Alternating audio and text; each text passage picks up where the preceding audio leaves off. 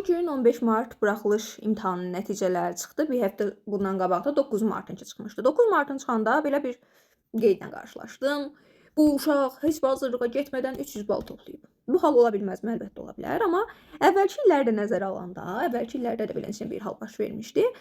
Lakin elə o postların altından neçə uşaqlar qeyd eləmişdilər ki, axı bu uşaq bizlə bərabər hazırlığa gəlib. Hətta müəllimləri də yazmışdı ki, yəni haqq söhbəti var da, eləyin ki, haqqın halal eləsin müəllim sizə. Yəni bir sözlə bunu demək istəyirəm ki, razıyam sizlə. Bu uşaq liseydə oxuyub, bu potensialı var. Amma ki, yadınızda saxlayın ki, hal-hazırda indiki dövrdə hazırlığa getmədən o balı toplaya bilən, yenə deyirəm, milyonda bir uşaqdır. Olma ehtimalı yenə deyirəm, yoxdur deyə bir şey yoxdur, amma indiki dövrü bilirsiniz də, hamı bir-birindən bəhsə girir və mütləq uşaqlar hazırlığa gedirlər. Hə, 100% əminəm ki, indi valideynlər öz övladlarına göstərirlər, bax, burada gör nə var. Heç bir hazırlığa getmədən bu balı toplayıb. Sən amma neçə illərdə hazırlığa gedirsən, normal bal toplaya bilmirsən.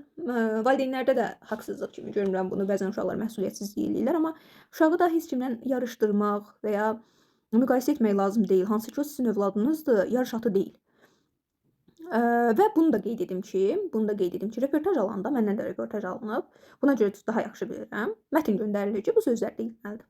Bəzi insanlar qəbul edirlər, bəziləri qəbul eləmirlər. Hansı ki, 3 nəfərdən biri qəbul eləmiş də ola bilər. Yenə deyirəm, ehtimal var. Yenə də vurğulayıram, bu ehtimalın olma ehtimalı əlbəttə ki var. Bu ehtimal 100% ki var. Lakin gəlin bu postun altına yazağam. Sizcə doğrudur bu? Bu uşaq 300 balı hazırlığa getmədənmi toplayıb? Mənə inandırıcı gəlmədi və sizə?